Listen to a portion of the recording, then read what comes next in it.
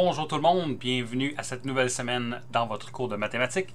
Donc, quelques petits détails avant de commencer. Donc, cette semaine, on va parler d'optimisation, mais quelque chose que je veux être absolument clair, c'est qu'on va faire de l'optimisation, mais il va aussi avoir le devoir forme examen de l'étape 2. Je vais avoir une autre vidéo qui va expliquer plus en détail c'est quoi que ça consiste, mais juste réaliser que vous allez avoir cette semaine pour faire ce document sur l'optimisation avec cette vidéo-ci et faire le devoir, me le remettre dimanche au plus tard. Donc, ceci étant dit, allons-y avec l'optimisation. C'est quoi l'optimisation? Vous pouvez le voir un peu comme une application de l'analyse de fonction. On vient de parler d'analyse de fonction complète. Bien, essentiellement, c'est de l'analyse de fonction dans une situation. Mais à la place que, comme traditionnellement, on va vous donner un numéro, puis on va vous dire Alice fait ci, Bob fait ça, la distance entre les deux, blablabla, est donnée par cette fonction-là. Trouvez-moi le maximum. Ben, j'aurais pu vous dire juste, voici la fonction, trouvez-moi le maximum. Hein? La mise en contexte, bon, on peut rajouter un peu de couleur, mais on ne va pas vraiment rajouter un niveau de difficulté, peut-être un peu d'interprétation à la fin. Ceci étant dit, en optimisation, c'est pas tout à fait ça. On va vous donner une situation et ça va être à vous de créer la fonction qui après vous allez travailler dessus. Donc, à quoi ça correspond optimiser? Optimiser, c'est trouver c'est quoi le plus grand ou le plus petit. Par exemple, si on veut parler de c'est quoi la grandeur maximale d'un enclos qu'on peut faire. C'est un exemple qu'on entend souvent, vous avez déjà vu ça au secondaire. C'est quoi la grandeur maximale? Bien là, ça va être un maximum. Si je vous demande, OK, trouver le coût de fabrication puis trouver le minimum, parce qu'on veut minimiser les coûts, c'est quand même de l'optimisation. Donc, qu'est-ce que c'est de l'optimisation? C'est trouver les maximums, les minimums de fonctions. Mais avec le nouveau langage qu'on a, on est capable de dire un petit peu mieux que ça. Hein? Maximum, minimum. Normalement, si j'ai une fonction, par exemple, prenons l'exemple de coût, je veux minimiser un coût. Bien, si j'ai une bosse ici, puis j'en ai une autre bosse plus basse, je ne veux pas juste avoir un minimum relatif, je veux savoir c'est quoi le minimum sur toutes mes valeurs possibles, donc sur mon domaine. Donc, on ne va pas juste parler de maximum, minimum, mais de maximum et minimum absolu. En général, c'est ça qu'on va travailler dessus. Donc, allons-y, je veux juste vous parler ici, un petit peu plus, là, j'ai fait un petit tableau pour vous parler, c'est quoi la place de l'optimisation. Donc, dans un contexte réel, dans une vraie application de quelqu'un qui travaille, que ce soit un ingénieur, que ce soit un chimiste ou quoi que ce soit, on va vous donner une question, une mise en situation. Vous allez avoir un problème à régler selon dans quoi vous travaillez. Ça, c'est ce qu'on appelle la question dans le contexte réel. C'est la mise en situation. Donc, dans certains cas, je vais essentiellement vous donner un texte vous décrivant c'est quoi la situation que vous voulez résoudre. Après ça, on va mathématiser le problème. Donc, la première étape, ça va être de mathématiser le problème, prendre ce qui est écrit en mots, dans un langage, donc comme du français, et on veut l'écrire en langage mathématique parce que c'est ça qui va nous permettre de faire une analyse dessus. Ça, c'est l'étape que les ordinateurs ne sont pas capables de faire. C'est l'étape que les humains, c'est à ça, honnêtement, c'est à ça qu'on sert. Oui, on a vu l'analyse de fonction, mais vous savez que si je le rentre dans un programme, souvent, ça va me permettre de faire le calcul beaucoup plus rapidement. Un ordinateur va être plus efficace. Mathématiser le problème, on est loin que ce soit les ordinateurs qui fassent ça. Donc, c'est une partie vraiment importante que vous allez travailler de plus en plus à mesure que les sessions avancent, dans vos autres cours de calcul, vos cours d'algèbre, puis même dans vos cours de physique, essentiellement, on vous donne une situation, il faut comprendre comment ça s'écrit en maths. D'un coup que ça c'est fait, d'un coup qu'on a pris la question et qu'on l'a écrit en mathématiques, on a donc la question mathématique. Ça, si on parle d'analyse de fonction, c'est ce que je vous disais. Je vous donnais une fonction, puis je vous disais, trouvez-moi les maximums, les minimums, ou trouvez-moi les points d'inflexion, ou trouvez-moi l'esquisse du graphique, ou des choses comme ça. C'est la question avec du langage mathématique. Il faut savoir ensuite identifier les outils d'analyse. Donc ça, c'est ce qu'on fait déjà. Savoir identifier les outils d'analyse. Qu'est-ce que j'ai besoin de faire? OK, il faut que je fasse le domaine. J'ai-tu besoin de faire des asymptotes dans ta situation? Ah, ben je veux absolu, fait que j'ai besoin de regarder de moins l'infini jusqu'à l'infini. Ce genre d'affaires-là qu'on a parlé, quel outil utiliser à quel moment? Par exemple, si on parle de concavité, on va parler de la deuxième dérivée. Ce lien-là, c'est identifier les outils d'analyse. D'un coup que c'est fait, on va arriver à, on va calculer c'est quoi, mettons, la deuxième dérivée, puis c'est quoi les intervalles sur lesquels elle est positif, ou des choses de même. Puis ça va nous donner une conclusion de l'analyse en mathématiques. On va être capable d'arriver à une réponse mathématique. Voulant dire que ça a un sens, je peux parler de concavité, mais je ne relais pas à ma situation initiale qui peut-être parlait d'un coût de fabrication. L'interprétation de mon résultat, nous autres, on appelle souvent ça interpréter le résultat, c'est, bon, on pourrait appeler ça contextualiser la réponse, c'est-à-dire je prends ma réponse mathématique et je la remets dans le contexte, j'interprète ma réponse mathématique dans mon contexte réel. Si vous avez remarqué, on a déjà fait beaucoup de ça. On a fait le contexte, à partir de la question que je vous donnais, vous identifiez les outils, on faisait une analyse, on faisait une conclusion et on faisait même une interprétation. Vraiment, l'optimisation qu'on va parler cette semaine, c'est juste de pratiquer, d'avoir une mise en situation et de mathématiser le problème. De prendre la mise en situation et de l'écrire en maths. C'est des choses que vous avez déjà faites au secondaire, mais là, vu qu'on a d'autres outils, il y a une autre gamme de questions qui se rajoute qu'on est capable de travailler.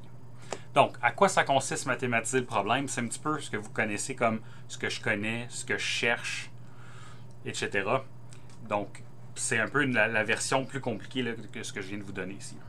Donc, l'étape de mathématiser le problème, qui n'est pas une étape à négliger, se fait selon... Il y a certaines choses à regarder. Ici, l'ordre peut varier. Je vous ai juste mis ça comme des pointeurs dans l'encadré bleu ici. Des pointeurs de choses qui pourraient être intéressantes à se poser comme question. Premièrement, encore là je dis premièrement, c'est dans l'ordre que vous voulez, là, mais représenter graphiquement la situation, définir les variables si possible. Définir les variables, normalement, c'est la première chose en mathématiques, ce que je connais, ce que je cherche. Donc, il faut définir les variables, ça c'est pas mal certain, parce que si vous utilisez les variables, il faut que ça soit bien défini avec les unités et tout. Mais la représentation graphique peut varier dépendamment, s'il y a un graphique à faire, on va voir des exemples de ça. Déterminer la quantité à optimiser. Ça, c'est un problème que souvent les étudiants ont, ils ne savent pas que c'est quoi qu'ils sont en train de faire. Fait que juste déterminer la quantité optimisée, c'est pas, qu'on a en B ici, là, c'est pas toujours évident. Mais on va voir qu'en fait, c'est juste repère le point d'interrogation. Repère est où la question et ça va te dire essentiellement c'est quoi la fonction que tu veux optimiser. En C, chercher des relations entre les variables. Des fois, ce qui va arriver, c'est qu'on va avoir trop de variables. Nous, on a un Y en fonction de X, puis on est capable de dériver des fonctions qui dépendent de, disons, seulement X ou seulement T. Si j'ai plus que de variables, j'ai peut-être aussi des contraintes. Les contraintes, c'est des choses qui relient les variables. Encore là, on va parler plus en détail, mais si je vous dis je veux que les dimensions soient de 20 cm², si je te donne une dimension, tu vas être capable de me trouver l'autre juste par cette contrainte-là dans mon numéro. Si je te donne X, tu vas me donner Y pour que mon R soit l'R que j'avais spécifié. Donc, ça serait un exemple de contrainte ici. Ensuite, exprimer la quantité optimisée en fonction d'une seule variable, c'est ce que je viens de dire. Donc, si on a plusieurs variables dans notre fonction, on veut utiliser ces contraintes-là pour avoir seulement une variable indépendante. Et considérer le domaine contextuel, donc ça on l'a déjà fait, c'est essentiellement, on ne peut pas juste regarder la fonction qu'on a puis dire ça c'est mon domaine avec la division par zéro, les logs puis les racines carrées. Il y a aussi un contexte, par exemple, si je veux chronométrer une balle qui tombe, mon temps commence à zéro, je ne vais pas avoir un temps négatif. Donc, c'est toutes des choses à considérer dans le contexte. Faire le graphique, identifier les variables, déterminer la quantité optimisée, ça va être ta fonction. Et après ça, trouver les relations entre les variables pour avoir une seule variable indépendante, un seul X ou T, là, dépendamment de la variable qu'on utilise. Très abstrait là, en ce moment, mais on va faire référence à ça dans le futur. Donc, faisons un exemple. Ça, c'est un exemple qu'on a déjà parlé, à vrai dire. Je l'ai déjà fait précédemment. Je vous avais carrément donné la fonction à cet endroit-là. La situation, c'était un ébéniste veut fabriquer un tiroir dont la profondeur du devant à l'arrière est de 50 cm. Donc, juste là, on a une certaine contrainte. Et dont le volume est de 10 000 cm3. Encore là, on a une contrainte ici. Fait qu'il va falloir les utiliser. Si le devant coûte 0,02 $ par cm², donc pour chaque R, on a un coût. Et ce qui reste partout, donc tout ce qui n'est pas le devant, coûte 0,01 $ par cm². On peut imaginer qu'un tiroir, le devant est un petit peu plus beau, fait que le bois est plus travaillé que le reste du tiroir. Alors, quelles doivent être les dimensions du tiroir pour que la fabrication coûte le moins cher possible? Donc, ce qu'on va faire, c'est que ça, c'est ma situation. J'ai pas beaucoup de maths là-dedans. Bon, j'ai des chiffres, là, mais j'ai pas vraiment de fonctions. Donc, on va prendre ça puis on va le mathématiser. Première chose, le A qu'on avait parlé, représenter graphiquement la situation, on parle d'un tiroir, on parle d'un volume, donc on est capable de faire une représentation de ce tiroir-là. Donc, le voici. Ça nous disait que du devant à l'arrière, c'est de 50 cm. Donc, on a notre 50 cm ici, du devant à l'arrière. J'aurais pu mettre, mettons, Z, puis après ça, poser Z égale à 50. Mais j'essaie de ne pas avoir des variables qui ne servent à rien, juste pour ne pas mélanger les choses. Mais si vous auriez fait ça, ça n'aurait pas été une erreur. Ensuite de ça, j'ai mis X comme étant la largeur, Y comme étant la hauteur. Si vous les inversez, c'est pas grave, ça va suivre un petit peu partout. C'est ça l'affaire aussi avec l'optimisation, c'est que dépendamment comment vous posez vos choses et quelle variable vous décidez de prendre, ça va changer beaucoup la solution en tant que telle. Donc, il faut prendre le temps ici de bien le poser. Donc, ça, c'est pour ça. Donc, j'ai défini mes variables. Ensuite, on vous parle de déterminer la quantité à optimiser. Donc, la quantité à optimiser, si je lis mon paragraphe de départ, c'est quoi l'endroit, c'est quoi la réponse finale que je veux? C'est les dimensions. Mais les dimensions, c'est x, y. Donc, je veux savoir c'est quoi x, c'est quoi y, pour que la fabrication coûte le moins cher possible. Donc, ça veut dire qu'il faut que moins cher possible, le moins devrait me dire, OK, c'est un minimum probablement que je cherche. Le minimum de quoi? Le minimum du coût de fabrication. Donc, il me faut, c'est quoi la fonction du coût de fabrication, ou du coût si on veut. Il me faut la fonction coût pour le tiroir. Donc ici, j'ai dit quantité optimisée, minimum absolu du coût de fabrication. C'est ce qu'on veut. Mais là, il faut que je l'ai. C'est quoi cette fonction-là du coût de fabrication? Elle n'est pas donnée nulle part. C'est à vous de la faire. Donc, on doit donc trouver la fonction du coût de fabrication. On sait que le devant, c'est 0,02 $ par centimètre carré. Donc, étant donné que l'aire du devant, puis là, on peut voir que l'aire du devant, là, ici, si je prends ce carré-là, ici, comme étant mon aire du devant, ben mon aire, ça va être x fois y. Je ne sais pas c'est quoi mon x, je ne sais pas c'est quoi mon y, mais si j'avais les valeurs, je pourrais trouver mon aire comme étant ça. Si mon aire, c'est x fois y, et mettons 10 et 5, ça donnerait 50 cm².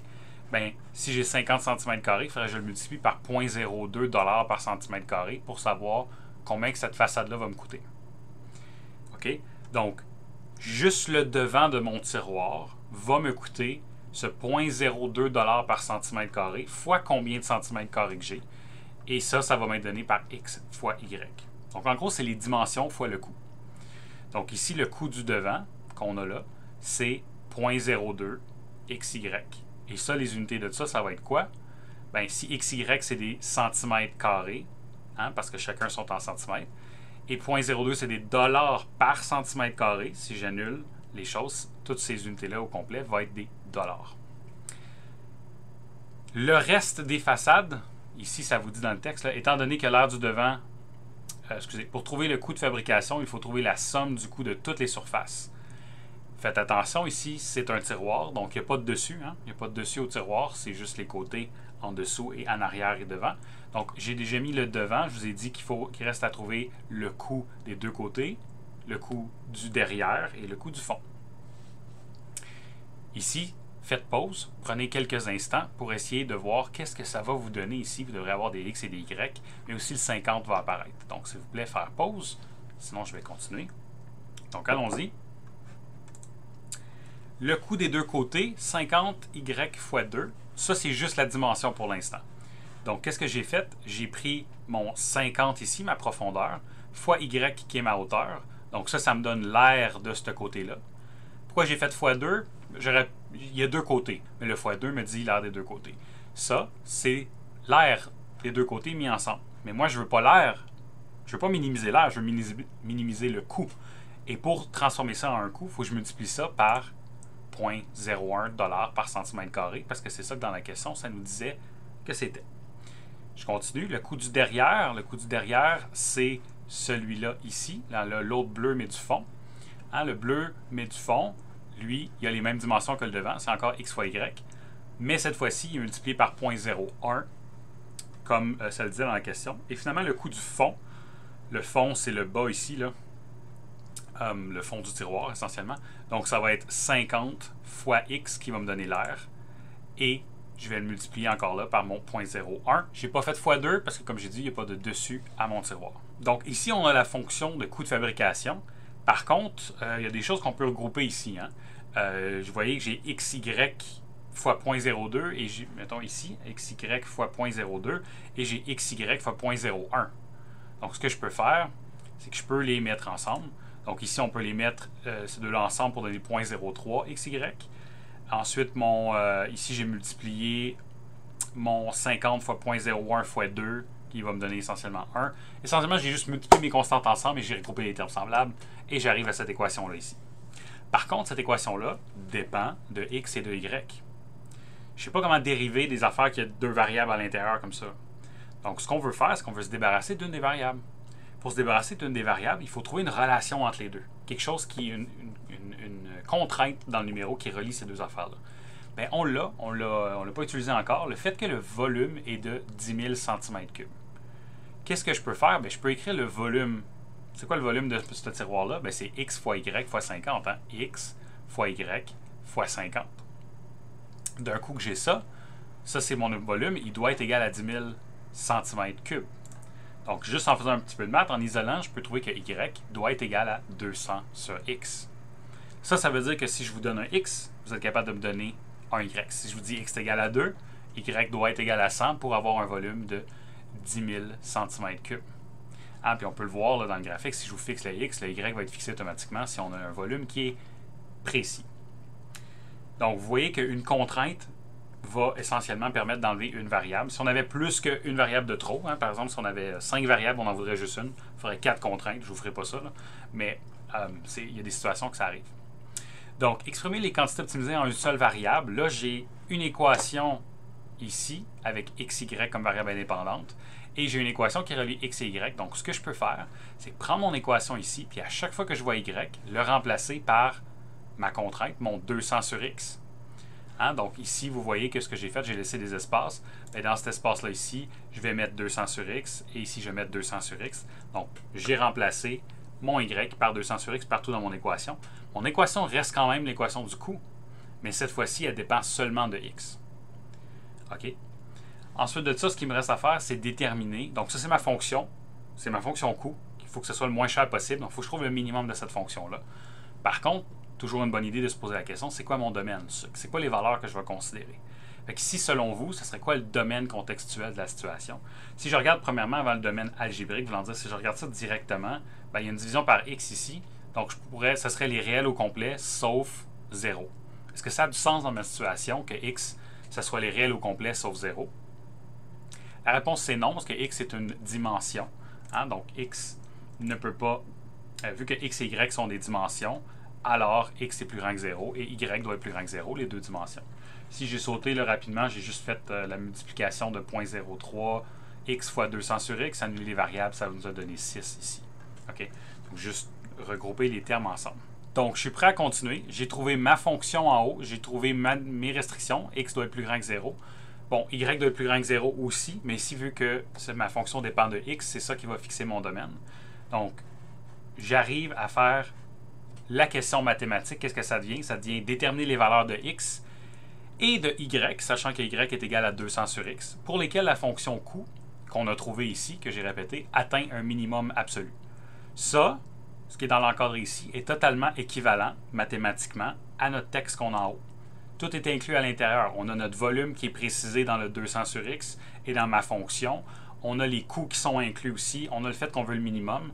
Mais évidemment, ça, c'est une fonction, c'est une question mathématique, alors que l'autre, c'est un contexte. Mais avant de faire l'analyse, il faut être capable de transférer ce contexte-là en une fonction mathématique qu'on a ici. Donc, on est prêt à faire l'analyse. D'un coup, on a vu comment trouver le minimum absolu d'une fonction. Hein? Fait on est capable de répondre à ça. Non seulement on est capable, mais on l'a déjà fait. Hein? Donc, si vous allez à la page 10 du document 2, partie 2, on l'a déjà fait. Je vous avais donné cette fonction-là. Puis je vous avais dit, on va trouver le minimum. On l'a fait. Ce qu'on vient de faire, c'est la partie mathématisée. Vous voyez que quand même, pour juste une petite étape, il y a beaucoup de choses. Puis, plus que la question est compliquée, plus qu'elle est longue, plus que ça peut être long mathématiser le problème, cette étape-là peut être beaucoup de travail. Donc, nous, qu'est-ce qu'on a fait? On a fait le diagramme, on a posé nos variables, on a identifié qu'est-ce que ça allait être. Ensuite, on a déterminé la quantité optimisée, on a trouvé la fonction associée à ça, fonction de x et de y. On avait trop de variables, fait qu'on a trouvé notre contrainte entre x et y pour remplacer une variable à l'intérieur, ce qui nous a donné ici ma fonction coût en fonction de seulement x. J'ai considéré le fait que x doit être positif, et ça m'a donné ma question. Il faut que je trouve le minimum absolu de ça. Donc, si vous voulez faire la suite, et même l'interprétation ou la contextualisation, si on veut, on l'a déjà fait. Donc ici, je vous ai écrit le même tableau que j'avais mis au début, mais avec ce qu'on vient de parler. Donc, la mise en situation, c'est le contexte avec l'ébéniste qui veut fabriquer un tiroir, etc., etc. On a mathématisé le problème pour que ça devienne une fonction avec des contraintes et des choses mathématiques. Ensuite, on va faire l'analyse qu'on a faite précédemment. On va arriver avec une conclusion. La conclusion mathématique, on est arrivé la dernière fois, c'était que pour que c de x, ma fonction du coût, soit minimale, il faut que x soit égal à 20 et y soit égal à 10. Ça, c'est pas une interprétation. Ça, c'est une réponse mathématique. Donc, quand on a un contexte, on ne peut pas arrêter là. Il faut revenir à notre contexte réel. Essentiellement, si je dis ça, je n'ai pas vraiment répondu à la question que la personne qui n'a peut-être pas un background en maths m'a posé comme question. Donc, ce que je dois faire, c'est que je dois prendre ça et l'interpréter. Bien, x et y, je sais que c'est des hauteurs et des largeurs. Donc, je peux dire que pour que le coût de fabrication, c'est mon c de x, soit le plus bas possible, minimum absolu, la largeur du tiroir doit être de 20 cm, x est égal à 20, et la hauteur de 10 cm, y est égal à 10. Donc, il faut revenir essentiellement en français. C'est ma réponse contextuelle. Donc, essentiellement, il n'y a pas tant de nouvelles matières dans cette section-là. C'est juste de pratiquer différentes situations pour mathématiser le problème. L'analyse de fonction qu'on va en faire, on sait déjà comment la faire. Okay? Donc, c'est mathématisé ici. Donc, ce que je vous conseille de faire, c'est de prendre quelques instants pour chacun des numéros qu'on va faire. Je ne vais pas le répéter à chaque fois. Là. Faites pause et essayez de regarder comment vous feriez la mathématisation de ce problème-là, comment vous l'écrirez dans une équation mathématique. Mise en garde, comme j'ai dit tantôt, à cause qu'il y a plein de manières de définir les variables, il y a aussi plein de fonctions différentes que ça va donner à la fin. On peut carrément avoir pas pantoute la même fonction. Mais ce qu'il faut comprendre, c'est que l'analyse qui va être faite, d'un coup qu'on va revenir dans notre contexte à la fin, la réponse finale devrait être la même. OK? La réponse finale devrait être la même. Un exemple concret de ce que je suis en train de dire, si on avait inversé x et y dans le numéro d'avant, bien notre réponse, même notre fonction, n'aurait pas été la même. Mais au bout de la ligne, ça nous aurait donné la même réponse au niveau de la largeur et de la hauteur du tiroir. On a une société ferroviaire qui est prête à exploiter une ligne Montréal-Toronto si 214 personnes consentent à débourser 300 $ pour l'aller-retour. La société estime que chaque réduction de 2 $ du prix augmente de 5 le nombre de passagers.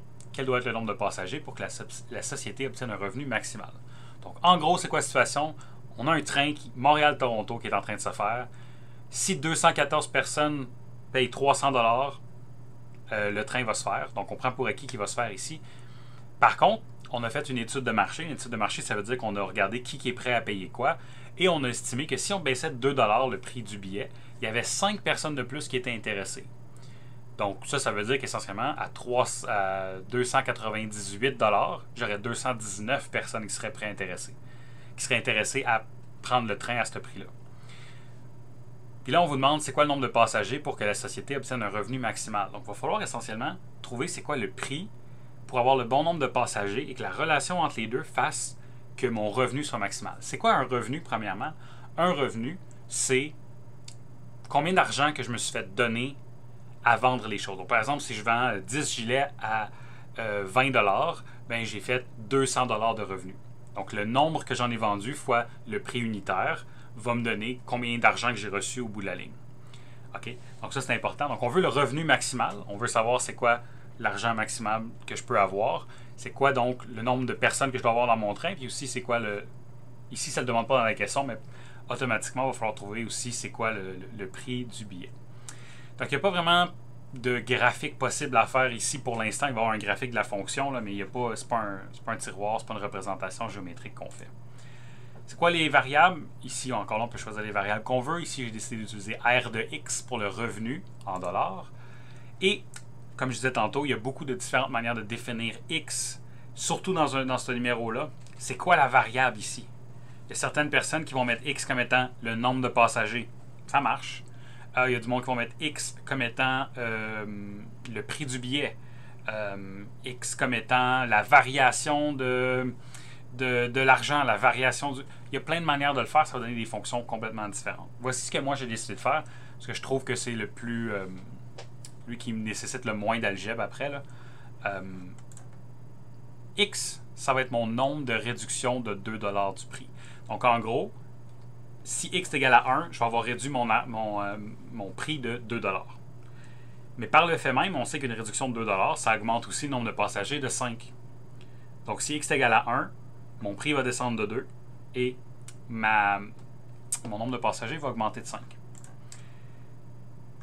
Regardez ça sur la glace pour l'instant. On va voir comment que ça a comme forme dans la fonction. Ça devrait être plus clair rendu là. Donc, c'est quoi la quantité optimisée? Ben, il faut aller voir s'il y a où notre point d'interrogation. Il est ici. Revenu maximal. Donc, il me faut mon revenu. Il faut trouver le maximum de mon revenu. Donc, il faut mon revenu. C'est quoi un revenu? Comme j'ai dit, c'est le prix du billet fois le nombre de passagers. Donc, il me faut essentiellement une fonction pour le prix du billet et une fonction pour le nombre de passagers selon le nombre de réductions de 2 $ du prix que j'ai fait. Là, il y en a peut-être certains qui voient un petit peu où je m'en vais avec ça. Là. On peut trouver une fonction en fonction du nombre de réductions pour chacune de ces choses-là. Donc, mon revenu, c'est quoi? Ici, je vous ai fait un petit tableau pour vous montrer un peu c'est quoi l'idée. Donc, si je fais aucune réduction, si x est égal à 0, mon prix est de 300 $ avec un nombre de passagers de 214 personnes. C'est ce qui est écrit dans la situation au début. Si ma réduction est de 2 $, bien, mon prix devient 298 et mon nombre de passagers devient 219 parce que j'ai augmenté de 5. Puis on peut continuer comme ça. Une autre réduction de 2 $ va amener une autre augmentation de 5 passagers et ça me fait des couples comme ça. Puis on pourrait les multiplier ensemble pour savoir c'est quoi le revenu pour chacune valeur de x. Mais moi, mon but, c'est pas nécessairement de le calculer comme ça. Mon but, c'est de juste trouver ça va être quoi la fonction. En faisant ça, j'ai une idée de la logique. Qu'est-ce qu'on fait pour avoir le prix? On fait 300 moins 2 fois le nombre de réductions que j'ai faites. Chaque réduction est de 2 $. Donc, j'ai commencé avec 300 $. Puis pour chaque réduction, j'ai enlevé 2 $.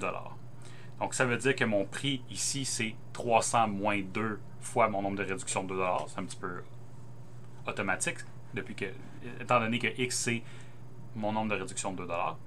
Et mon nombre de passagers, c'est 214, qui était combien j'en avais initialement, plus 5 par réduction que j'ai faite.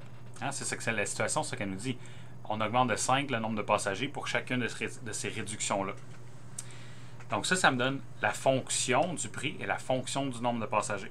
Si votre x que vous avez choisi est différent, ça va être complètement différent. OK? Donc, mon prix, je peux le mettre là. Mon nombre de passagers, je peux le mettre là. Ça, c'est ma fonction. OK? Ça, c'est ma fonction revenu. D'un coup que j'ai ça, ça, c'est ma quantité optimisée. Et elle est déjà en fonction d'une seule variable. Des fois, le monde, ce qu'ils vont faire, c'est qu'ils vont faire une fonction pour une variable pour le prix, puis une variable pour le nombre de passagers. Éventuellement, il va falloir utiliser ce qu'on vient de dire là pour tout ramener ça à une seule variable. Donc, si vous avez fait ça, faites juste jouer avec les restrictions qu'on vient de parler et vous devriez arriver à une fonction équivalente à ça. Ensuite de ça, il faut considérer le domaine contextuel ici. Donc, c'est quoi le domaine contextuel? Ben, mon prix ne va pas être négatif. Je ne vais pas demander à quelqu'un de me payer. Non, je ne vais pas payer quelqu'un pour qu'il vienne dans mon train. Donc, mon prix, il faut que ce soit positif. Je peux aussi dire que mon nombre de passagers, il faut que ce soit positif. Je ne peux pas avoir un nombre négatif de personnes. Ben, ma fonction de mon prix, donc, doit être plus grande que 0, mon 300 moins 2x. Si je finis ma réduction ici, ça me donne que x doit être plus petit que 150. Et mon nombre de passagers, encore là, c'est ma fonction que j'avais tantôt, qui doit être plus grand que 0. Si je réduis, je trouve que x doit être plus grand que moins 42,8. Je vais le laisser décimal pour l'instant ici. Ça veut dire que mon domaine, c'est de moins 42,8 jusqu'à 150. À l'extérieur de ça, soit mon prix va être négatif, soit mon nombre de passagers va être négatif, ce qui n'a pas vraiment de sens. Donc là, ça c'est mon contexte. La question, qu'est-ce qu'elle devient? Elle devient trouver le maximum absolu de ma fonction r de x sur l'intervalle 42,8 jusqu'à 150. Et donner le x, parce que je dis donner le x, là, c'est un petit peu contourné ici. Il va falloir que je trouve le nombre de passagers. Fait que c'est pas vraiment x que je vais chercher. Mais on va voir à la fin, quand on va faire l'interprétation de ça, qu'est-ce qui va se passer. Cette question-là, là, vous n'avez pas toujours besoin de l'écrire explicitement. C'est une bonne idée de le faire. Mais ici, je vais juste mettre au clair pourquoi après ça, on va faire une analyse sur cette fonction-là. Mais d'un coup, vous avez ça, à part votre interprétation peut-être, c'est juste l'analyse de fonction. OK? Donc ça, c'est la nouvelle chose. C'est de prendre une situation puis de l'écrire sous forme de mathématiques, ce qu'on vient de faire. Là, étant donné qu'on a un numéro, c'est une bonne révision, c'est une bonne occasion de pratiquer ça. Donc, il y a plusieurs manières de le faire. Je vais aller rapidement ici. On a déjà fait l'analyse de fonction, mais essentiellement, on peut développer notre r de x. Si j'ai développé mes parenthèses, ça me donne une fonction de degré 2, que j'ai juste distribuée. Et cette fonction-là de degré 2, ben, c'est une quadratique. Je peux faire, si je veux trouver le maximum d'une fonction, je peux faire les valeurs critiques, je peux faire mon tableau des signes et voir qu'effectivement, on va avoir un maximum absolu lorsque x est égal à 53,6. Je vais vite, mais vous comprenez le principe. Donc, ça veut dire que r de x a un maximum absolu à 53,6, qui est ma réponse mathématique. Il me reste encore l'interprétation à faire. Juste un petit commentaire ici. Ça ici, cette fonction-là que j'ai, c'est une fonction quadratique. Comment trouver le maximum d'une fonction quadratique? Mais il y a d'autres manières de le faire. Vous pourriez le faire tout simplement avec le fait que, vu que c'est une quadratique et que vous avez les zéros de la fonction, hein, c'est ce qu'on a trouvé en arrière de moi ici, là, essentiellement le moins 42,8 et le 150, c'est les zéros de la fonction. Donc, vu qu'une équation quadratique, c'est parfaitement symétrique, ben, pile entre les deux, la moyenne des deux, si on veut, 150 moins 42,8 divisé par 2 va me donner exactement où le sommet. Vu que c'est une tournée vers le bas, c'est un maximum. Donc, c'est juste une logique comme ça. Si vous ne comprenez pas pourquoi, c'est pas super grave, là, mais c'est juste, essentiellement, c'est une quadratique tournée vers le bas. Avec deux zéros de la fonction, on peut trouver le sommet en plein milieu des deux. Ça va vous donner la même réponse. Est-ce que vous avez le droit de le faire? Oui, tout à fait. Vous utilisez les méthodes que vous voulez. Hein. C'est ça que je disais tout à l'heure, on élabore les outils qu'on veut. Mais cette manière-là, la deuxième manière que je viens de mentionner, marche seulement si c'est une quadratique. D'un coup que j'ai ça, j'ai mon x égale à 53,6. Je veux faire mon interprétation. C'est quoi mon interprétation? Ben, je reviens. Ma question, c'est quel doit être le nombre de passagers pour que la société obtienne un revenu maximal? Donc, je veux même pas savoir c'est quoi mon revenu maximal. Je veux juste savoir c'est quoi mon nombre de passagers qu'il faut que j'aille. Comment je le trouve? Ben ici, juste là, j'ai mon équation pour mon nombre de passagers et j'ai ma valeur de x pour laquelle c'est maximum, 53,6. Donc, qu'est-ce qui arrive? Je peux juste rentrer 53,6 à l'intérieur de ma fonction du nombre de passagers et ça me donne 482 passagers. Si je le rentrais dans ma fonction prix, dans mon 300 moins 2x, ça me donnerait c'est quoi le prix qu'il faut que je charge pour avoir un revenu maximum. Si je le mettais dans ma fonction r de x, ça me donnerait mon revenu maximum. Donc, il faut juste comprendre cette distinction-là. Donc, ça veut dire que pour avoir un revenu maximal, il faut avoir 482 passagers. Je n'ai pas calculé les autres valeurs parce qu'on ne me le demandait pas, mais je pourrais. Si la question avait été la même chose, mais donnez-moi le prix du ticket, j'aurais rentré dans la fonction prix, tout simplement. Donc, vous allez voir que lui qu'on vient de faire, il n'était pas facile, honnêtement. Là, il n'était pas facile. Les prochains qu'on va faire vont être peut-être un petit peu plus évidents. Donc, ici, on a une corde qu'on veut couper pour prendre les deux parties et faire différentes formes avec. Donc, la corde, elle mesure 200 cm de longueur et on veut la couper en deux parties. La première va servir à faire un carré et la deuxième va servir à faire un cercle. On demande où il faut couper la corde pour que la somme des aires des figures obtenues soit maximale. Donc, on veut que la somme du carré plus la somme du cercle, les aires, soit le plus grand possible. Donc, ce qu'on va faire, c'est qu'on va utiliser, ici je vous demande d'utiliser la méthode qu'on a vue dans le cours. Donc, allons-y. Donc, premièrement, faisons un petit esquisse de ce que ça a l'air. On a une corde qui est 200 cm. On veut la couper à un certain endroit que je ne sais pas c'est où, fait que je vais l'appeler X. Et ce qu'on va faire, c'est qu'on va prendre le premier segment ici et on va faire un carré avec. Le carré va avoir des longueurs de C. J'ai juste déterminé une autre variable comme ça. Ensuite, l'autre segment, ce segment-là, si le premier est de longueur X, le deuxième va être de longueur 200 moins X, lui va être la circonférence de notre cercle ici. J'ai mis un rayon R. Donc, je peux définir c'est quoi X. X, c'est la largeur de la section qui forme le carré. C, c'est la longueur d'un côté du carré. Et le R, c'est le rayon du cercle. C'est ce que j'ai dessiné dans l'esquisse. Tout est en centimètres. Donc, c'est important de l'identifier ici. Donc, ma fonction optimisée, c'est quoi? C'est l'aire de la somme de l'aire du carré et du cercle. L'aire de ces deux affaires-là ici. Donc, je vais carrément juste faire l'aire du carré plus l'aire du cercle. Le carré, c'est C au carré, c'est C fois C. Puis, l'aire d'un cercle, c'est pi r carré. Donc, d'un coup, j'ai ça. J'ai ma fonction, mais elle dépend de C et de R. Donc, j'aimerais ça qu'elle dépende pas de deux variables. Il faut qu'elle dépende d'une seule variable. Mais je sais que C et X, là, pourquoi je mets X là-dedans? Je vais tout écrire en fonction de X. 4 fois un côté va me donner le périmètre de mon carré, qui est la longueur de ma corde. Hein? Donc, ici, ça veut dire que 4C va être égal à X, ce qui veut dire que C va être égal à X sur 4. Je peux faire la même chose ici avec la circonférence. Donc, ici, la circonférence de mon cercle, c'est 2πr, c'est la circonférence d'un cercle. C'est égal à 200 moins X, qui est la longueur de ma corde. Donc, je vais juste mettre les choses que je sais qui sont égales ensemble. La longueur de la corde et la circonférence, c'est la même chose. Et ici, j'ai isolé mon R. Pourquoi? Parce que je vais prendre mon C et mon R de mon équation, puis je vais le remplacer pour tout mettre en X. J'ai choisi X, vous auriez pu tout mettre en C, vous auriez pu tout mettre en R. Donc ici, j'ai décidé de tout mettre en X. Donc, on va exprimer notre fonction en une seule variable, toujours important avant de se mettre à dériver ou des choses comme ça. Donc, tout ce que j'ai fait, c'est qu'à chaque fois que j'ai vu C, je l'ai remplacé par x sur 4, puis à chaque fois que j'ai vu R, je l'ai remplacé par mon 200 moins x sur 2pi. Ça, c'est mon équation. J'ai fait quelques simplifications ici. Essentiellement, mon carré, je l'ai développé sur mes dénominateurs pour l'avoir juste en haut. Donc, mon 4 est devenu 16 et mon 2pi est devenu 4pi carré. Pour avoir mon expression finale, j'ai juste annulé mes pi ici. Donc, j'avais un pi en haut et un pi carré en bas. Donc, il me reste juste un pi en bas. Ça, c'est mon équation que je vais utiliser. La dernière chose qui me reste à faire, c'est de considérer le contexte. Donc, juste se poser la question, c'est mon analyse sur quoi j'ai besoin de la faire. Ben, la valeur de mon x ici va être au minimum 0 et va être au maximum 200. Je ne peux pas couper ailleurs que sur ma corde. Donc, c'est ça ici. Faites attention, si vous avez écrit votre équation en fonction de R, ben R n'aura pas les mêmes limitations, ça ne sera pas le même domaine. Même chose pour C, ça ne sera pas le même domaine. Il va falloir faire un peu de calcul pour aller chercher c'est quoi ces domaines-là. Donc, qu'est-ce qu'advient la question? La question devient trouver la valeur de x pour que la fonction ax atteigne un maximum absolu sur l'intervalle de 0 à 200. OK, on veut le maximum de cette aire-là, l'aire de la somme des carrés. À partir de là, on a réussi à mathématiser le problème. Il faut juste trouver le maximum absolu de cette fonction-là. Je vais aller rapidement encore une fois, mais on sait comment faire ça. Ça, c'est pas une quadratique, donc il va falloir...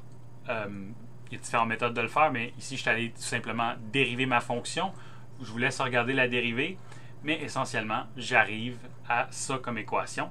Et d'un coup que j'ai ma dérivée, je trouve mes valeurs critiques. La dérivée est égale à 0 lorsque x est environ égal à 112. C'est 800 sur 4 plus pi, c'est pas exactement 112, là, mais juste pour avoir une idée d'où la valeur. Donc, ici, je peux faire mon tableau, donc je vais un petit peu rapidement, mais essentiellement, vous savez comment faire ça. Vous faites une colonne avec vos valeurs critiques. La dérivée est égale à 0 à cet endroit-là. Je trouve que c'est négatif à gauche, donc décroissant, positif à droite, donc croissant. Je peux rentrer mes 200 dans ma valeur, dans ma fonction initiale à x que j'ai trouvé juste ici, et pour aller chercher c'est quoi les valeurs, et je vois que j'ai toujours en train de diminuer, toujours en train de monter. Donc ça ici, c'est un minimum absolu. Est-ce que ça veut dire que ça, c'est ma réponse? Faut faire attention, hein? C'est quoi ma question? Ma question, je l'ai juste ici, c'est trouver le maximum absolu, ou si on veut, trouver le maximum de l'air. Ben ça, c'est un minimum. C'est même pas ça, ça c'est pas ça qu'on veut. Ici, là, j'ai juste mis le calcul de mes valeurs. Mais ici, si on regarde le graphique de quoi il a l'air de ça, il diminue, et nous, la valeur qu'on vient de trouver, une valeur critique correspond au minimum. Moi, je veux savoir c'est quoi le maximum. Il est où le maximum absolu ici? Le maximum absolu est à cet endroit-là, mon 3183. Hein? Ça, c'est la valeur lorsque x est égal à 0. Ça veut dire quoi? Ça veut dire que AX atteint son maximum absolu lorsque x est égal à 0, c'est ce que je viens de dire. Donc, c'est quoi son interprétation à ça? Dans le contexte, ça veut dire que pour que la somme des figures obtenues soit maximale, il faut que toute la corde, essentiellement, on ne coupe pas, hein, on couperait à 0, puis on a pris le deuxième segment, puis on a fait tout le cercle. Donc, ça veut dire qu'il faut que toute la corde soit prise pour faire le cercle. Si vous êtes posé, peut-être qu'il y en a certains qui sont arrivés à cette conclusion-là dès le départ, essentiellement, où est-ce qu'il faut que je coupe pour faire un carré puis un cercle? Ben, la forme la plus optimale pour maximiser un aire, c'est un cercle. Si je vous avais demandé par contre de trouver pour avoir un aire minimum, ben là, ça aurait été la valeur critique qu'on vient de trouver. Mais c'est un petit peu une mise en garde que c'est pas juste parce qu'on trouve une valeur critique qui correspond à un extrémum que tout d'un coup, il faut se sauter dessus. Il faut toujours se poser la question, c'était quoi ma question initiale? Donc, on a fait une représentation graphique de la situation. On l'a coupé en différentes formes. On a mis toutes les variables qu'on voulait mettre, mais après ça, on les a reliées selon la situation pour écrire notre fonction d'air, fonction d'une seule variable. On a considéré notre contexte pour la variable x, c'est donc mon domaine. On a écrit la question ici. Pour trouver le maximum, ben, je fais une analyse de fonction. Je n'ai pas besoin de faire de concavité parce que c'est une analyse juste de maximum-minimum, donc de croissance-décroissance.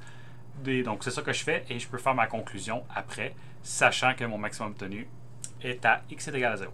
Il nous reste 2 exemples à faire. Encore une fois, faites sur pause, essayez de faire la mathématisation. Ce numéro-là, normalement, quand je suis en classe, les autres, je ne laisse pas beaucoup de temps, je laisse juste le monde de temps de réfléchir. Ce numéro-là, c'est là que je vous laisse le plus de temps pour l'essayer en classe.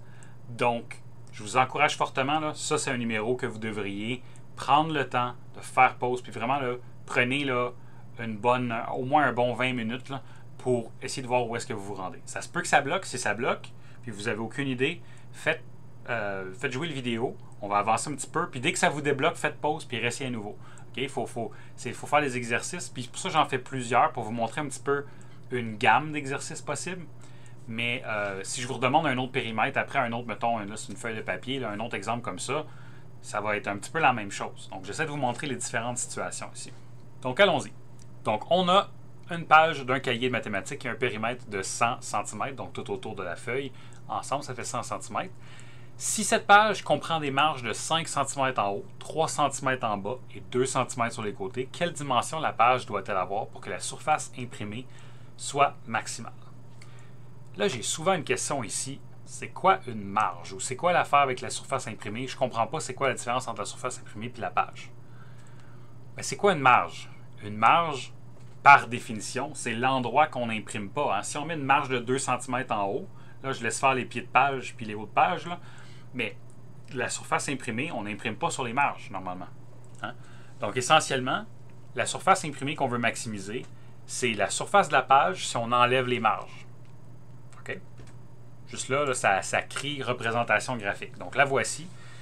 J'espère que vous avez essayé de la faire avant. Là.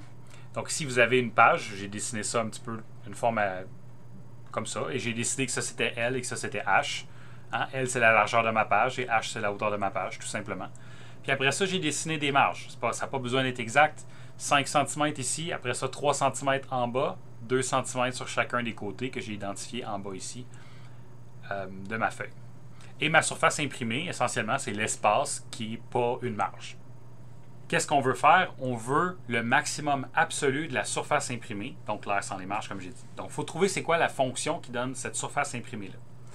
Encore là, il y a plusieurs manières de la faire. Je sais qu'il y en a beaucoup qui vont, à cause qu'on a fait des exemples qui ressemblent un petit peu à ça, ils vont prendre la page au complet, ils vont prendre L fois H, puis après ça, ils vont se mettre à enlever les marges, l'air des marges. Ça va fonctionner. Ça va fonctionner. Par contre, faites attention, souvent quand le monde fait ça, on a tendance à enlever 2 fois les coins. OK, les coins ici, là, à cause que si j'enlève la marge du haut, puis après ça, j'enlève la marge du bas. Hein, si j'enlève, mettons, 5 fois L, puis après ça, j'enlève 2 fois H, le problème que j'ai, c'est que je viens d'enlever les coins 2 fois. OK? Donc, faites attention à ça. Moi, la manière la plus simple, je trouve, en tout cas, de le voir, c'est juste que, regarde, la surface imprimée, c'est quoi son aire? Bien, ça va être la hauteur de la surface imprimée fois la largeur de la surface imprimée. Puis on peut trouver c'est quoi ces valeurs-là. Hein? La largeur, ici, ça va être la largeur totale moins les 2 marges. Hein, les 2 marges que j'ai enlevées, c'est 2 d'un bord puis 2 de l'autre. Fait que la longueur totale, si j'enlève 4, ça me donne la largeur de la surface imprimée. Et la hauteur, c'est la hauteur de ma page au complet. Si j'enlève mon 5 puis j'enlève mon 3 en bas, donc ça va être H-8 qui va me donner la hauteur de ça. Et multiplier les deux ensemble va me donner l'aire de la surface imprimée, qui est ce que j'ai ici. J'ai mis S pour surface dans cet exemple-ci. Donc, voici l'équation de ma surface. L moins 4, H moins 8, où L et H sont les largeurs et hauteurs de ma page au complet. Encore là, si vous avez défini vos variables autrement, vous allez avoir des fonctions différentes, mais la conclusion à la fin devrait être la même chose. Par contre, à ce stade-ci, c'est quoi le problème? Le problème, c'est qu'on a 2 variables. Hein? Je ne veux pas avoir 2 variables. Comment est-ce que je peux relier le L et le H? J'ai besoin d'une contrainte qui relie la largeur et la hauteur de ma page. Mais c'est quoi les contraintes qu'on a? On a utilisé toutes sauf le fait que le périmètre doit être de 100 cm. Bien, le périmètre, ça relie L et H. Donc, le lien entre les variables, c'est que 2L plus 2H, donc chacun des côtés mis ensemble, additionnés ensemble plutôt, donne 100. Donc, je peux isoler une des 2 variables. Ici, j'ai décidé d'isoler L. Si vous aviez isolé H, ça serait correct. C'est juste la fonction va changer. Mais moi, j'ai décidé d'isoler L. Et vous arrivez essentiellement à ça ici. Puis on peut même le réduire à L est égal à 50 moins H. Parfait. J'ai réussi à relier L et H. Donc, ce que je peux faire, c'est que je peux revenir à ma fonction ici de départ. Et à chaque fois que je vois L, le remplacer par 50 moins H. C'est ce que j'ai fait ici. Donc, 50 moins H moins 4, parce que j'ai remplacé L ici. Donc, ça va me donner ça. Et là, bon, je peux faire certaines réductions. Je peux l'écrire plutôt comme 46 moins H fois H moins 8. Et là, j'ai ma fonction de la surface imprimée en fonction de seulement la hauteur de ma page. Donc, la prochaine chose à considérer, c'est le domaine contextuel. Cette hauteur-là, c'est qu'est-ce qu'elle peut avoir comme valeur? Bien, ici, il faut que h soit plus grand que 8. Pourquoi il faut que h soit plus grand que 8? Parce que les marges sont de 8. Donc, si j'ai pas si ma hauteur est égale aux marges, je vais avoir essentiellement aucune surface imprimée. Il n'y a pas vraiment de sens. Il faut que h soit plus grand que 8. Il faut que ma largeur soit plus grand que 4. Il faut que ma largeur soit plus grand que 4. Donc ici, pourquoi encore une fois? Parce que mes marges vont être ma largeur au complet, puis je n'aurai pas de surface imprimée. Donc ici, pour avoir c'est quoi mon domaine, simplement en fonction de h, parce que ma fonction dépend de h. Donc mon domaine, je vais utiliser juste les restrictions sur h. Donc oui, L doit être plus grand que 4, mais L, c'est égal à 50 moins h. Donc, ça veut dire que si je remplace ça à l'intérieur, je peux trouver que h doit être plus petit que 46. Donc, d'un coup que j'ai trouvé que h doit être plus petit que 46, je peux déterminer que mon domaine, à cause des deux équations, h doit être plus grand que 8, à cause des marges, et ici, h doit être plus petit que 46, parce que sinon, mon L ne sera pas plus grand que 4. OK? Donc, ça me donne mon domaine. Donc, la question maintenant devient donc trouver le maximum absolu de ma fonction S de h que j'ai ici sur l'intervalle de 8 à 46. Il faut donner le h et le L pour donner les dimensions et on sait que L est égal à 50 moins h. Donc ça, c'est ma question écrite en mathématiques. Parenthèse, pourquoi j'ai exclu mon 8 et mon 46 sur mon domaine? C'est juste parce que pile à 8, comme j'ai dit, c'est égal au nombre de marges. Donc, je n'aurai pas d'air imprimé. Si vous les avez inclus, ce n'est pas la fin du monde, mais on sait déjà que ça ne sera pas là les réponses parce que l'air va être égal à 0 à ces endroits-là. Si vous rentrez 8 dans la fonction, vous voyez directement que ici, h-8 va donner 0, mais mon air va donner 0.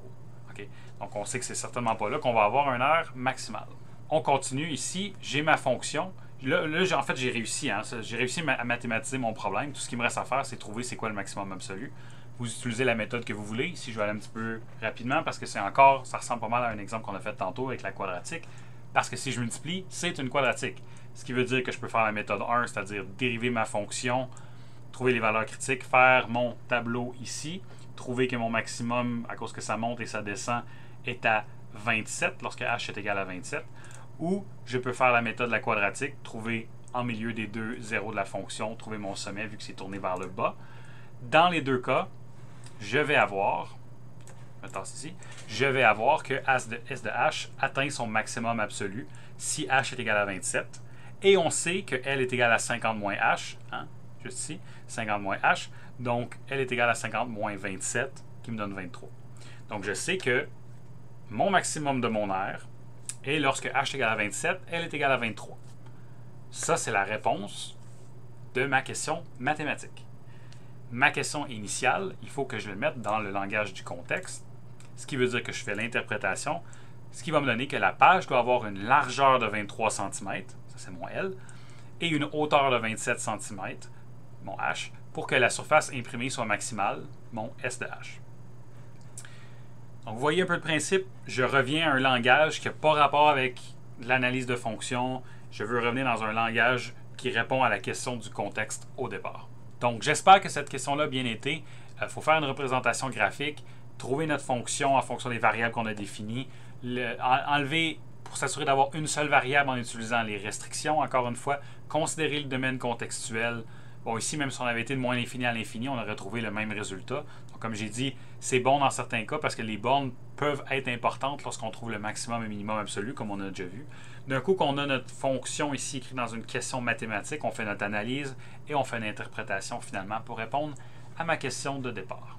Dernière question, encore là, essayez-la. Déterminer les dimensions du rectangle d'air maximal que l'on peut inscrire à l'intérieur d'un triangle rectangle dont la base est de 8 cm et dont la hauteur est de 6 cm. Ce numéro-là n'est pas toujours évident à trouver la fonction, mais le graphique normalement va bien, la représentation géométrique. Donc prenez le temps de au moins faire ça et d'essayer d'arriver à une fonction. Il y a plusieurs manières de le faire, on va en parler là, mais je vous laisse un petit peu de temps pour essayer de faire la représentation graphique. Donc ici, ça devrait ressembler à ça un petit peu. Donc j'ai fait mon triangle qui a une base de 8 cm. Là, pas confondre, j'ai pas 8 cm, c'est la largeur au complet de mon triangle et le 6, c'est ma hauteur au complet de mon triangle. Et essentiellement, je dessine un rectangle à l'intérieur d'air maximal. Bien, nécessairement, il va falloir qu'un des coins touche. Je veux essayer d'être le plus grand possible. Donc, je l'ai fait fitter avec les deux côtés ici et j'ai touché essentiellement à mon hypoténuse. Donc, le point ici, c'est le point XY, parce que ça, c'est une longueur de X, ça, c'est une longueur de Y, et je l'ai mis sur les axes XY d'un plan cartésien comme ça. Vous avez peut-être le dessiner à l'envers, c'est-à-dire comme le triangle avec l'hypoténuse qui va dans l'autre sens. C'est pas la fin du monde, ça ne changera pas grand-chose. Comme j'ai dit, il y a plusieurs manières de le faire. Une manière que souvent le monde a tendance à le faire, encore là, je ne sais pas exactement pourquoi, mais je pense que la visualisation se fait bien en termes d'espace rempli puis d'espace vide. Le monde souvent a tendance à faire l'équation comme étant l'aire de mon triangle au complet, moins l'aire de mon petit triangle ici, moins l'aire de mon petit triangle là, va me donner l'aire de mon rectangle. C'est pas mauvais. Ça fonctionne très bien. Peut-être un petit peu plus long que ce que moi je vais faire, mais vous devriez arriver à la même fonction, prenant pour acquis que vous avez le même X, le même Y, évidemment. Donc, X c'est quoi? C'est la largeur de mon rectangle. Y c'est ma hauteur de mon rectangle en centimètres. Donc ici, on est prêt à continuer. On veut trouver quoi? On veut trouver le maximum absolu de l'aire du rectangle. Donc, c'est quoi l'aire du rectangle? Ben là, j'espère que ça va bien. Hein? L'aire du rectangle, c'est juste X fois Y. Dans cette situation-là. C'est pas vraiment là la difficulté. La difficulté, quand je disais que des fois c'est un peu plus difficile de trouver l'équation de l'aire, c'est de trouver la relation entre X et Y. Donc c'est là que je vous ai dit, il y en a des fois qui vont prendre l'aire du triangle moins les deux petits pour aller chercher l'aire du rectangle. Moi, de la manière que je le vois comme un plan cartésien. Ça, c'est l'axe des X. Ça, c'est l'axe des Y. Hein? Et essentiellement, l'hypoténuse, c'est une droite qui passe dans mon plan cartésien. Et mon point ici, si je le bouge, mon rectangle va changer de forme. Mon rectangle, il va être comme ça, puis après ça, il va monter plus haut, puis il va s'ajuster en fonction de où est-ce que mon coin, je le mets. Et ça se promène le long de mon hypoténuse. Et mon hypoténuse, c'est juste une droite. Donc, ce que je vais faire, c'est que la restriction entre X et Y, c'est il faut que ça se promène le long de cette droite-là ici. Donc, je vais trouver c'est quoi l'équation de la droite qui représente mon hypoténuse ici. Et je sais que ça passe par le point 0,6 et que ça passe par le point 8,0. Donc, j'ai deux points qui font partie de ma droite. Donc, je peux facilement trouver c'est quoi l'équation de cette droite-là. Donc, ici, je le dis, ici, le X et Y sont liés par le point XY qui est sur la droite correspondant à l'hypoténuse. Donc, cette droite passe par le point 0,6 et 8,0 à cause des dimensions qu'ils nous ont données dans la situation. Donc, on peut trouver l'équation Y est égale à AX plus B. Le A, c'est juste Y2 moins Y1 sur X2 moins X1. C'est l'équation d'une droite et ça va me donner, après réduction, moins 3/4. Mais le B, c'est l'ordonnée à l'origine. Vous pouvez rentrer le point à l'intérieur aussi, ça va vous donner la même chose. Vous allez trouver que B est égal à 6, ce qui veut dire que mon équation est égale à Y. Y est égal à moins 3X sur 4 plus 6. Si vous avez fait l'affaire des triangles que je vous avais dit, après réduction de tout ça, vous allez arriver à cette équation-là aussi. Okay? Donc, mon R qui est X fois Y, ben, je vais juste prendre Y et je le remplace par ça ici, parce que c'est la restriction entre X et Y, et j'arrive à cette équation-là. Je peux développer mon X à l'intérieur. Bon, oui, ça c'est factorisé, on aime ça, mais pour la dérivée, c'est le fun quand c'est développé, donc je vais y aller avec ça ici. Et d'un coup que j'ai ça, je vous rappelle que la question, c'est de trouver le maximum absolu. Donc ici, pourquoi j'ai dit X est entre 0 et 8? Ben, parce que sur le graphique, on peut voir que X peut seulement être au plus petit à 0, puis même, normalement, ça ne sera pas 0 à cause que sinon, je n'aurai pas d'air. Un peu comme les périmètres de tantôt. Et X ne peut pas dépasser 8. Encore là, même raison. C'est pour ça que j'ai pas mis de égal. Si vous mettez un égal, c'est pas la fin du monde. On sait que c'est pas là la réponse parce que ce ne sera pas un air maximal, il n'y a pas d'air. Donc la question mathématique devient trouvons la valeur de X et Y, sachant l'équation de la droite, pour lequel AX atteint un maximum absolu, et ça va être fait entre 0 et 8. Donc ce que je peux faire maintenant, c'est faire mon analyse de fonction. Vous la faites de la manière que vous voulez, mais encore là, c'est une quadratique, ça pourrait être fait très simplement, ou je peux le faire avec, vu que la dérivée n'est pas très longue à faire, je fais la dérivée, je trouve mes valeurs critiques, je regarde dérivée égale à 0, dérivée n'existe pas, c'est mes valeurs critiques. La dérivée, il n'y a aucun moment qu'elle n'existe pas, hein, il n'y a jamais de problème. Par exemple, ma dérivée égale à 0, je peux trouver que x va être égal à 4. D'un coup que je sais que x est égal à 4, je peux faire mon tableau de variation pour m'assurer que c'est bien un maximum. On peut se douter qu'ici, ça l'était, mais c'est bon de le vérifier. On pourrait me le justifier aussi en disant que c'est une quadratique tournée vers le bas, donc nécessairement, ma valeur critique va être un maximum. Il faut me faire une justification celle qui fait du sens dans votre tête, mais il ne faut pas juste me dire « Ah, j'ai une valeur critique, c'est mon maximum », comme on l'a vu tantôt. Il faut le prouver. Donc, ça veut dire que x est égal à 4, je peux trouver mon y tout simplement en le rentrant dans mon équation ici. Si je rentre x est égal à 4 là-dedans, je vais avoir que y est égal à 3, comme que je peux voir ici. Donc, ça veut dire que mon rectangle doit avoir une largeur de 4 cm et une hauteur de 3 cm pour que son aire soit maximale. Ça, c'est l'interprétation dans le contexte qu'on avait au départ, avec les mesures et le langage utilisé dans la mise en contexte. Donc, c'est tout pour l'optimisation. Il n'y a pas vraiment de nouvelles matières en tant que telles. C'est un petit peu bizarre. Hein? C'est-à-dire que dans notre tableau qu'on a ici, comme j'avais dit, on avait déjà fait essentiellement le passage de la question mathématique vers l'analyse. De l'autre côté, on avait parlé de la conclusion, comment avoir notre réponse mathématique. Et après ça, on avait même déjà fait de l'interprétation. Tout ce qu'on a fait vraiment, là, tout ce que je voulais mettre de l'emphase dessus, c'était comment on prend une mise en situation et on fait une mathématisation de ça. Comme j'ai dit, c'est des choses que je sais que vous avez déjà faites avec des enclos et des affaires de même. C'était tout le temps des quadratiques d'habitude, parce que vous trouviez les maximums et les minimums, mais c'était tout le temps des quadratiques. Je n'ai fait plusieurs avec des quadratiques, mais il faut juste comprendre que ça peut être n'importe quelle fonction à partir de maintenant, parce que toute l'analyse de fonctions qu'on est capable de faire nous donne les max et les min absolus de fonctions. Donc, on vient d'aller chercher toute une gamme possible d'optimisation. Ici, la raison pourquoi j'ai utilisé beaucoup des quadratiques, c'est parce que c'est facile à faire la résolution. Je voulais mettre de l'emphase sur la mathématisation des problèmes. Donc, cette semaine, c'est ça que je voulais parler. Vous allez avoir quelques exercices à faire là-dessus. Et vous avez l'examen aussi à faire ou le devoir à me remettre avant dimanche. Donc, assurez-vous de suivre les consignes. Comme j'ai dit, il va y avoir une autre vidéo avec des consignes là-dessus. Donc, je sais que l'optimisation peut être un petit peu insécurisant parce que c'est plus abstrait que le reste de ce qu'on a vu. Mais en même temps, c'est une des choses les plus importantes d'être capable de mathématiser les problèmes. Et c'est ça que vous allez faire de plus en plus. Donc, bon travail. J'ai hâte de voir vos devoirs sur l'étape 2. Hein? Je pense que j'ai été clair, mais l'optimisation, c'est pas dans l'étape 2. Donc, c'est pas dans le devoir de cette semaine. Ça va être dans l'examen final. Bonne semaine et à la prochaine!